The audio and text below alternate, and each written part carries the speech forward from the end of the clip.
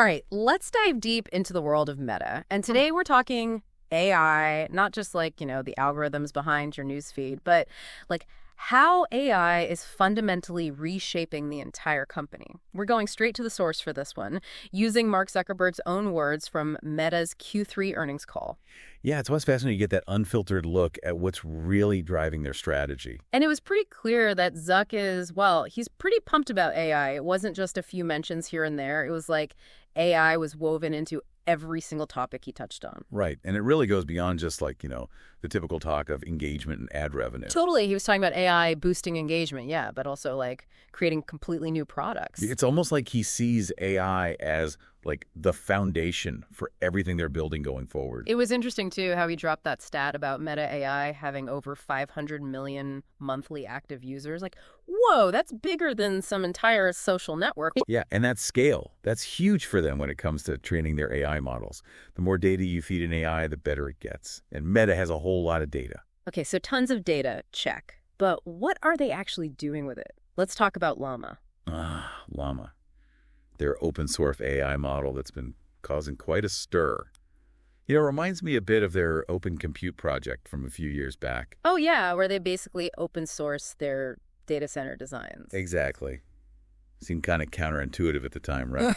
Giving away your secrets like that. Yeah, you'd think they'd want to keep that stuff close to the vest. But it actually ended up working out really well for them. Open compute became this industry standard, and it helped drive innovation across the board. So they're hoping to do the same thing with AI, make Llama the go-to model for everyone. That seems to be the strategy. Zuckerberg's betting that open source is the fastest way to unlock AI's true potential. He even compared it to the early days of the internet. Where it was all about collaboration and sharing ideas. Right, and that led to this explosion of creativity and progress. And it sounds like Llama is already gaining some serious traction. I mean, even the U.S. government is using it now. Yeah, that's a pretty big deal. It gives Llama instant credibility and visibility. Plus, having the government as a user, that opens up a whole new set of possibilities. Totally.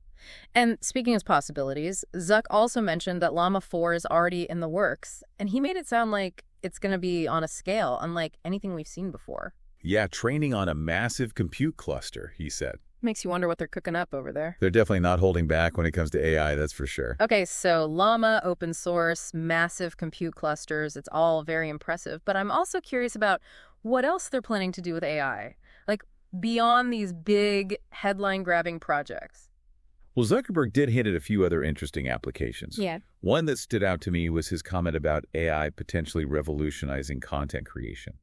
Like, imagine a future where your Facebook or Instagram feed is filled with engaging content generated by AI. Whoa, hold on a sec. AI actually creating the content itself. What happens to human creators then? That's a good question. It's probably more realistic to think of AI as a tool for creators, at least for now. Like, helping them generate ideas, automate certain tasks, or even enhance their existing content. So not replacing humans, but augmenting their abilities. Exactly. It could actually empower creators to do even more and reach even wider audiences. Interesting. And it's not just content creation either, right? He also talked about those AI-powered business agents, this idea that even small businesses could have access to AI for sales and customer service. Yeah, imagine that. Suddenly, every small business owner has an army of AI assistants, handling everything from scheduling to answering customer inquiries. Talk about leveling the playing field. That could be a game changer for so many businesses. Totally. So AI handling all the routine stuff, freeing up humans to focus on the bigger picture. Efficiency seems to be a key theme here, even internally. Zuck mentioned that they're using AI to streamline everything from coding to content moderation. Makes sense. If you can automate the boring stuff, it frees up time and resources for more innovative work. Speaking of resource allocation, let's talk about Reality Labs for a minute. The metaverse division. We all know they've been pouring billions into it, but it's also been a bit of a money pit so far. Is the metaverse dream fading, or are they doubling down? Well, Meta's CFO, Susan Lai, did acknowledge that losses for Reality Labs are expected to grow in 2024. Right. But there's a but. Zuckerberg also expressed a lot of excitement about the Ray-Ban Meta smart glasses. Oh, right. Those were kind of dismissed as a gimmick when they first came out. Yeah, by some people. But they're actually a pretty interesting example of how Meta is integrating AI into their hardware. They've got those AI-powered features, right? Like the real-time translation and the memory aids. Exactly. It's like having a little AI assistant built right into your glasses. I've got to admit, that's pretty cool. And while it's not the full-blown metaverse experience some folks were imagining, it could be a stepping stone towards a more integrated blend of the physical and digital worlds. So maybe the metaverse isn't dead, it's just evolving, and AI seems to be a big part of that evolution. Absolutely. And I think that's a key takeaway here. Meta is bidding big on AI, not just for their core social media platforms, but also for their more ambitious long-term projects like the metaverse. They see AI as the key to unlocking a whole new realm of possibilities. Okay, so we've established that Meta is all in on AI. But let's get down to brass tacks here. How is all of this impacting their bottom line? What stood out to you from the earnings call in terms of their AI ambitions? Well, their CapEx guidance was pretty eye-opening. They're planning to spend a ton on infrastructure in 2024 and expect even more in 2025. Right. Zuckerberg talked about needing massive compute power for all this AI stuff. Exactly. They're building out these giant data centers to house all the servers and processors needed to train their AI models. So it's not just about hiring the best AI engineers, it's also about investing in the physical infrastructure. Absolutely. And it's not just about building bigger and better data centers either. Susan Lee also talked about the importance of flexibility in their infrastructure spending. Why is flexibility so important when it comes to AI? Because the field is moving so fast. Right. What's cutting edge today could be obsolete tomorrow. So Meta needs to be able to adapt quickly to new breakthroughs and opportunities. So they're building a foundation for their AI ambitions, but they're also making sure it's a foundation that can evolve. Precisely. Sounds like a pretty smart strategy. It does, and I think it speaks to their long-term vision for AI. They're not just chasing the latest trends, they're building a platform for sustained innovation. It's clear that Meta is making some bold moves in the AI space. But I can't help but wonder, what does all of this mean for the average person? How will these AI advancements impact our daily lives? That's a great question, and one that we'll explore further in the next part of our deep dive. We'll take a closer look at the potential benefits and challenges of Meta's AI ambitions. From the future of content creation to the evolving landscape of work and leisure. Sounds good. I'm already intrigued. Stay tuned. So we spent some time talking about just how big Meta's going with AI. But I want to flip the script for a sec. What about the risks? I mean, Meta already has a ton of influence. Are we sure we want them at the forefront of this AI revolution? Well, any new technology comes with risks. And AI is, it's especially powerful. Yeah. So, yeah, there are definitely concerns. Like what? Give me an example. Well, as AI gets more sophisticated, it could be used to manipulate information, create deepfakes, that kind of thing. Makes sense. So they really need to think about the ethics of all this. Absolutely. Not just what they can do, but what they should do. That line can get blurry, especially when you're dealing with algorithms. Like, we were talking about AI-powered content creation. What if that leads to a bunch of, low-quality content? Or even harmful content? Right, algorithms aren't perfect. Even the most advanced AI can make mistakes or amplify existing biases. So it's not just about the tech itself, it's about the humans behind it and how they choose to use it. Earlier you mentioned AI assisting creators, but could it actually, replace them altogether? That's a tough one. AI can definitely automate some tasks that creators do now. Right. But I think human creativity will always be essential. At least I hope so. Fingers crossed. AI can be a tool, a really powerful tool, but it's still a tool wielded by humans. So it's more about partnership than replacement. I think so. Yeah. Okay, that makes me feel a little better. But what about jobs more broadly? Could all this AI stuff lead to job losses? It's possible, yeah. Technology has always disrupted the job market. True. The key is adaptation. We need to make sure people have the skills to thrive in this new landscape.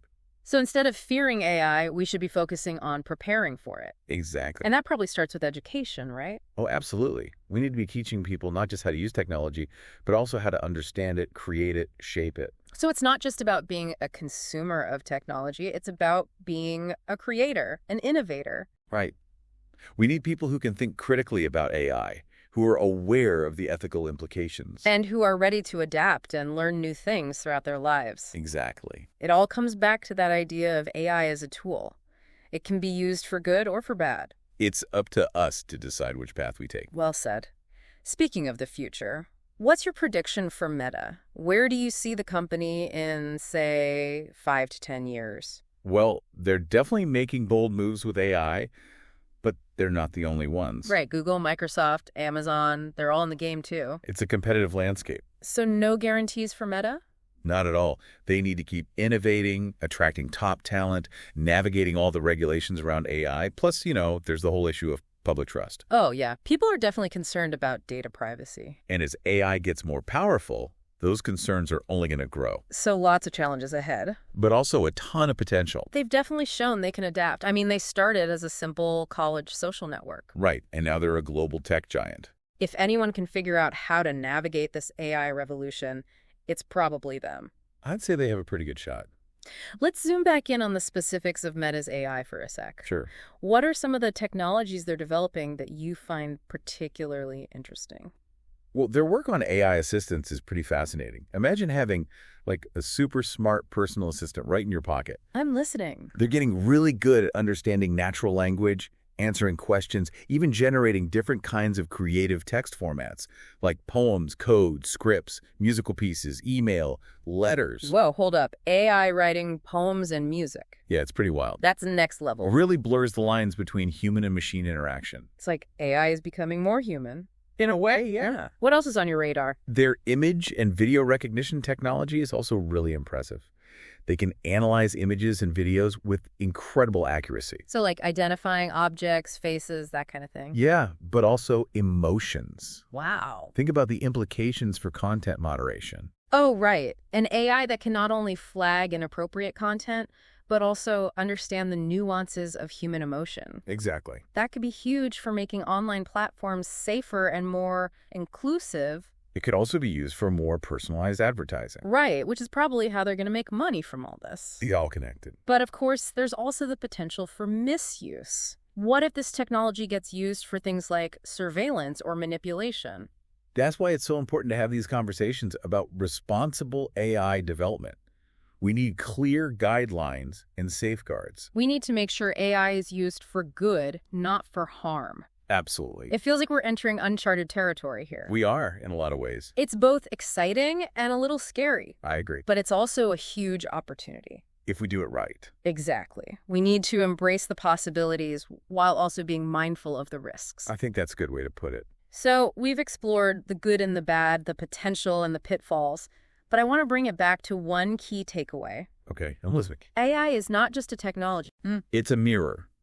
A mirror. It reflects our values, our biases, our aspirations. Oh, I like that. The AI we create is a reflection of who we are as a society. Yeah, it's powerful. So if we want AI to be a force for good, we need to start by looking inward. We need to examine our own values, challenge our biases, and strive to create a more just and equitable society. Because the future of AI is not predetermined. It's a future we're creating together. One line of code, one data set, one decision at a time. I love that. Me too.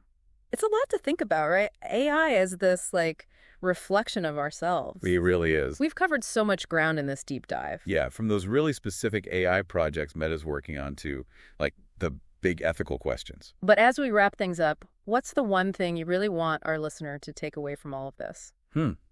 I think the most important thing is that, they're not just a bystander in all of this. They actually have a role to play in shaping the future of AI. You're saying it's not just up to, the big tech companies to figure this out? Nope, not at all. Everyone has a part to play. Okay, but what can one person really do? It all feels so, big and complicated. Well, for starters, just stay informed. Read about AI, listen to podcasts, watch documentaries. The more you understand about it, the better equipped you'll be to navigate all the changes that are coming. So knowledge is power. Exactly. And don't be afraid to ask questions, challenge assumptions, make your voice heard. Be an active participant, not just a passive observer. Right. And that's kind of what we try to do here on the Deep Dive, right? Yeah. Give people the information they need to understand the world around them. Absolutely. This has been a fantastic conversation. I've really enjoyed it. It feels like we've just scratched the surface of this whole AI thing, though. Oh, yeah. We've only just begun. The AI landscape is changing so rapidly, it's hard to keep up. So what can our listener do to keep learning and stay engaged? Besides listening to the Deep Dive, of course. Well, like I said, there are tons of resources out there, books, articles, podcasts, documentaries. Find what interests you and dive in. And don't underestimate the power of just talking to people about this stuff. Oh, yeah. Have those conversations. Share your thoughts. Listen to different perspectives. It's all about staying curious, staying engaged. And remembering that this isn't just science fiction anymore. AI is already here. It's already shaping our lives. The future is now. It really is. Well, thanks again for joining me on this deep dive. It's been a pleasure. And to our listener, thanks for tuning in. Keep exploring, keep questioning, and keep learning. We'll see you next time.